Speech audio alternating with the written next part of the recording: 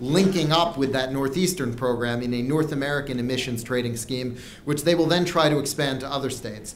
The Midwestern Regional Greenhouse Gas Accord is recommending that Midwestern states adopt cap and trade starting in 2012. I would recommend that all of the states in that program get out of it before that happens. I think it would be an enormous mistake for the Midwest in particular, with a struggling manufacturing base, to adopt state-level cap and trade programs. And I'll point out that the economic analysis that's been done of cap and trade at the state level shows that it costs as much as 10 times more for a given level of emissions permits than a national program, because it's a lot easier to move across state lines than it is across national lines. Not to say people won't leave the country as well, but there are enormous economic consequences. Now, the current RGGI program in the Northeast has set the permit price at a very, very low level. They did that for a couple reasons. First, they didn't want it to have a big impact that people would notice, so it's relatively low. It's hidden in the rate base, but it's also relatively low. But also, they wanted to get political buy-in from all of the regulated entities, so they would all go lobby Washington together for a national program, and they'd all get rich.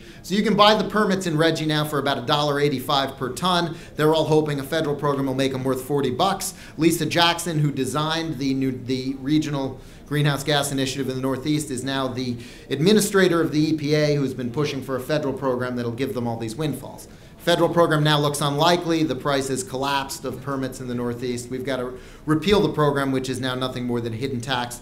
Legislation to do that's been introduced in New Jersey by Allison McCose and Mike Doherty. We're working to get it introduced in the rest of those northeastern states. And if any folks here are from, it's now been introduced in New Hampshire, and we're working on Maine as well. And I think New Hampshire and Maine are states where we've got a great, great opportunity to get it passed. In New Hampshire, where we're veto-proof, I think we can get that to happen. And if New Hampshire and Maine pull out, I think we can put tremendous pressure on Chris Christie, who's been supportive of cap and trade, to reverse that position, which I think is critical for his national ambitions. And if a big state like New Jersey pulls out, it will collapse.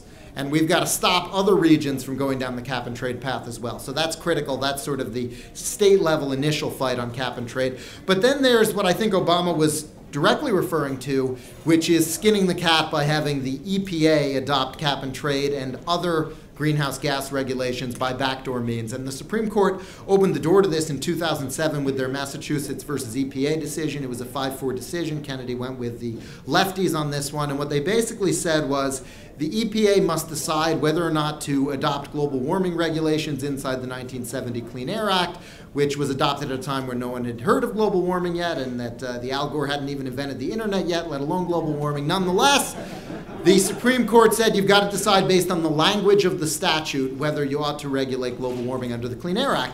And the language of the statute is so clear that this was never intended to be applied. It creates such absurd results that the EPA, in order to respond to the court with a yes, we will regulate, they had to appoint themselves essentially the super legislature of the United States, rewrite the clear black letter thresholds that are in that law, and force the states to amend state law, to amend their state implementation plans under the Clean Air Act to comply not with what federal law says, but with what bureaucrats arbitrarily asserted. And what I'm referring to primarily here is the fact that in the Clean Air Act, the threshold for under the Prevention of Significant Deterioration program for requiring permitting is 100 tons. The EPA, it's written in the law, 100 tons. The EPA said, well, that's fine.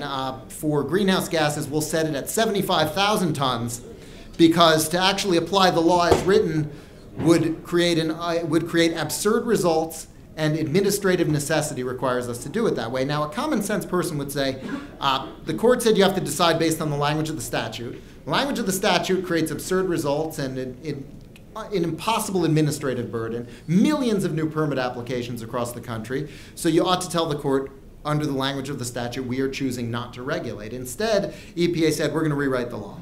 And they are coercing the states. They have told the states, you must amend your state implementation plan based on what we, unelected bureaucrats, want. You legislators, must amend your state laws to come into compliance with the new definitions that we've created. Most states are doing it. Many are suing because they don't agree with being forced to do it. One state in particular, the state of Texas, is outright refusing to comply. And I think that I think that the governor of Texas and the Attorney General, Greg Abbott, deserve an enormous amount of credit for this decision. It's especially high stakes for them because they're in an ongoing dispute with the EPA over their state permitting program broadly, and there's a threat of a federal takeover there, which will only be exacerbated by them pushing back on this. But I think that they're right, and I think that it's crucial that we stop this initial tailoring rule, which relates only to permitting for very large stationary sources. But if the EPA can dictate to the states that they must amend their state implementation plans under the Clean Air Act, it will open the door, in our view, towards forced state implementation of cap and trade programs, because there is no control technology for greenhouse gases. The control technology does not exist. And we believe that they will either adopt as best available control technology or, under the new source performance standards process, a requirement for an emissions trading scheme, and they will force states to adopt it under their state implementation plans based on the precedent that's being set right now with the tailoring rule if we don't successfully push back on that. So we may in fact have forced cap and trade at the state level, despite the fact the American people rejected it, despite the fact Congress rejected it, despite the fact that the regional programs are failing, and we hope with our efforts will collapse, just by bureaucratic dictate.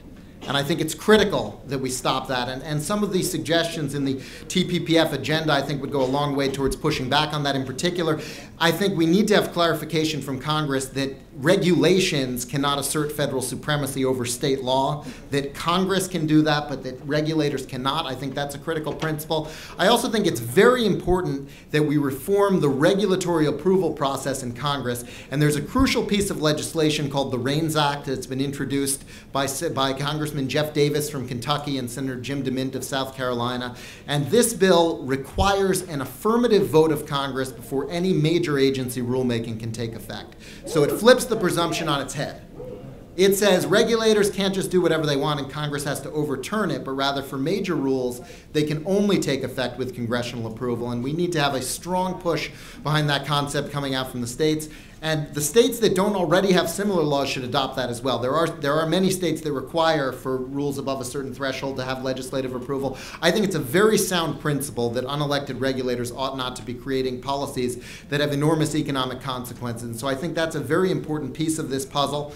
And just to scare you a little bit more, even if we stop this Clean Air Act regulatory threat on greenhouse gases, which I call sort of the one-level indirect threat to get cap and trade by the back door, there's a double indirect threat, which is a huge patchwork of extremely expensive EPA rules that don't directly target greenhouse gases, but are intended to cripple the coal industry, are intended to send electricity prices skyrocketing by targeting other things, much like they tried to protect forests by going for the spotted owl.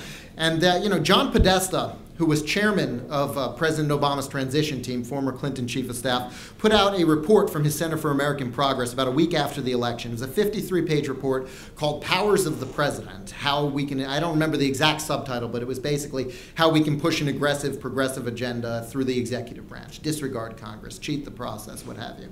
I don't think they use cheat the process in their subtitle, but you get my point. And it was interesting, the section on greenhouse gases didn't even mention EPA greenhouse gas regulation, what I just talked about, because perhaps they think that we're going to succeed and get Congress to step in and stop that. What they did mention, they had about 5 bullet points of how other regulations that have a pretext of being about other things will actually have an enormous impact on greenhouse gases and global warming. And what they're talking about there are things like the new out-of-cycle ozone rules, which are going to put just about every metropolitan area and just about every one of your states out of compliance, be enormously expensive to comply with, cost millions and millions of jobs, and have a major impact on petroleum refining, which will send the price of gasoline up, which of course is one of their objectives. Things like the maximum achievable control technology for industrial boilers, which will have a big impact on electricity prices, also on other industrial facilities. And they also call for a new power plant toxics rule in that, which they say will pretend to be about mercury and other toxics, but really will be so extreme that it'll stop all coal-fired power plants. We'll be able to decommission them. We'll be able to get at that end that Obama talked about of skinning the cat some other way. And so I think that we need to have a very aggressive, across-the-board pushback at what the EPA is doing. It has to include demanding that Congress step in and take responsibility and overturn some of these things, pass process reform like the REINS Act. We need to have states resisting forced changes to their state implementation.